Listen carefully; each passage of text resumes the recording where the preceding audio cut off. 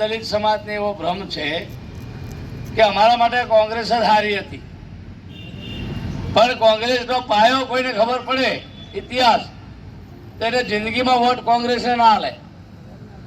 આ દેશમાં પહેલામાં પહેલું અપમાન આંબેડકર સાહેબનું કર્યું હોય તો એ કોંગ્રેસ. કેમ?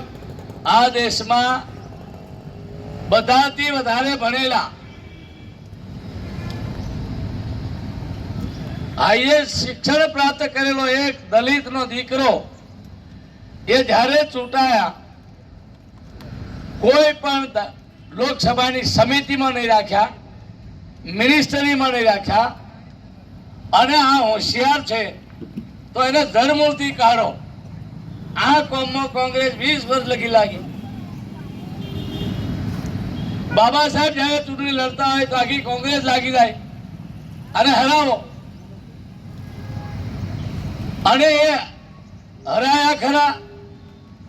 આટલો હોશિયાર માણસ વ્યક્તિ પણ કોઈ જગ્યાએ સારી જગ્યા પર નહીં મૂકવાનો નિર્ણય એ વખતે કોંગ્રેસે કર્યું.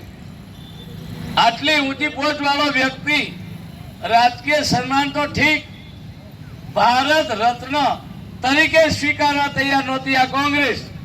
તો દલિતોએ સમજી જવું જોઈએ કે કોંગ્રેસની કઈ વિચારધારા. અરે સાહેબ, એનાથી આગળ કહીએ કે બાબા સાહેબની અંતિમ ક્રિયા દિલ્હીમાં કરવાની હતી, પણ સાહેબ મંજૂરી નહીં આપી એ વખતે આ કોંગ્રેસ સરકારે, અને એમણે મહારાષ્ટ્રમાં અંતિમ વિધિ કરવી પડી. આ આપણે એના ઇતિહાસો જાણવા પડે. તમામ નેતાઓની અંતિમ વિધિ દિલ્હીમાં થાય, રાજકીય ઘાટ ઉપર. આ દલિત હોવાને કારણે કોંગ્રેસે તે વખતે ઇરાદાપૂર્વક બાબા સાહેબની અંતિમ વિધિ નહીં થવા દીધી. કોઈ જગ્યાએ બાબા સાહેબનું પૂતળું નહોતા મેળવા દેતા કોંગ્રેસ વાળા. હોજે મેલો હવારમ તોડી નાખે. કઈ વિચારધારા હતી? આંબેડકર સાહેબના નામે આપણે આવાસ યોજના શરૂ કરી, શિક્ષણ માટે અનેક યોજના લાયા, એના અધિકારો આપ્યા. હું તમને ભૂતકાળમાં લઈ જાઉં. ગુજરાતમાં કોંગ્રેસની સરકાર હતી, માનગઢમાં દલિતોની સામૂહિક હત્યા થયેલી. કેટલાને ખબર છે આમાં? કોઈને ખબર જ? હાથ ઊંચો કરો. કેટલા દિવસે એફઆર કરી હતી ભાઈ? 14 દાડા પછી એફઆર નહોતી. ખાલી ધમાલ નહીં, હત્યાઓ કરેલી એ કોંગ્રેસની સરકાર હતી. આજે માત્ર કોંગ્રેસ સમજી ગઈ કે હવે બાબા સાહેબને યાદ કરવા પડશે. હમણાં ગુજરાતમાં અધિવેશન થયું કોંગ્રેસનું, અને બાબા સાહેબને યાદ કર્યા. એટલે એના માટે કે દલિતોને ફરી આપણે કઈ માછલીની જેમ પેલો ગળીવાળો નોખે ને લોટ, એમ નોખી જોઈએ, ભીડી જાય તો સારું.